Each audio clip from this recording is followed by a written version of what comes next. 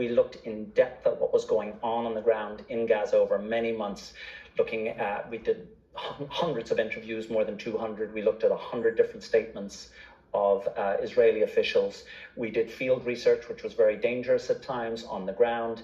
We looked at digital and video evidence, and we drew that conclusion. The key part of the Genocide Convention is that two things must be in place. The population, a protected population, must be destroyed in whole or in part, and there must be specific intent to do so. I want to speak about that intent question. But first, I want to sort of ask about other places where we have seen enormous civilian casualties.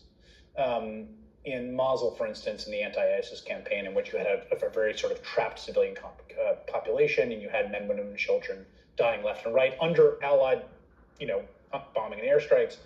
In Assad's war against the Syrian people, and this is Syrian civil war, in Chechnya under Putin. These are all places where we've seen enormous human tolls, but have not been characterized as genocide. What marks this as different? The standard on genocide legally is very high. The evidentiary threshold to prove it very high, and all the more so in warfare, where militaries will have multiple goals. One of the misconceptions is that you can't have a genocide if you have a military goal, for example, to defeat Hamas.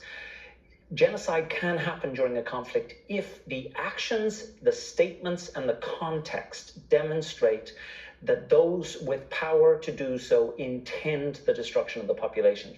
So yes, it's found very rarely, but we found that all of those conditions are in place in Gaza. This question of intent, yeah, essentially the mens rea here in the crime of genocide. Yeah. I think a lot of people who think that word is wrong, but who are also similarly anguished about the scale of destruction in Gaza, which I don't think is really debatable. It's clearly the enormous amounts of both human and physical destruction, right? Would say that those are accidents, those are not intentional. There is a lot of writing in this report about intent. Right. How do your investigators come to those conclusions about intent? Right. Well, three different areas of investigation. One, the offense on the ground as we examine them. Secondly, the context that it began with. And thirdly, the direct statements of the officials. So just on that first one, and let me just take you back to the law. The law has three areas in which we are supposed to examine under the Genocide Convention. One is the killings, the nature of the killings and the scale of the killings. Second, wounding and mental harm. And thirdly, the destruction of conditions of life. If any of those are done in such a way as to destroy a population, then the genocide threshold is met. We looked at facts on the ground like the following. The way that bombings happened, large area bombs placed at night, killing multiple generations of Palestinians, children, infants, parents, grandparents. We looked at attacks on the infrastructure that would allow life to continue, farms, schools, hospitals, clinics.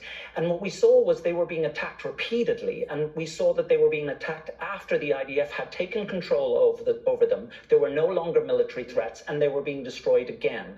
We looked at the nature of forced displacements, which were not, from our understanding, could not be justified for solely military purposes. People being moved again and again and again, and once they'd been moved, attacked where they'd been moved. Some people being moved up to 10 times. We looked at specific intentional acts that the Israeli military did, torturing, arbitrary detention, the way that they dehumanized the people that they were arresting, often without basis.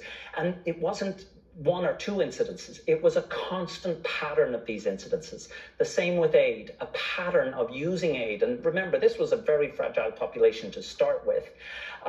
And they were not allowing them to access the aid they needed simply to survive.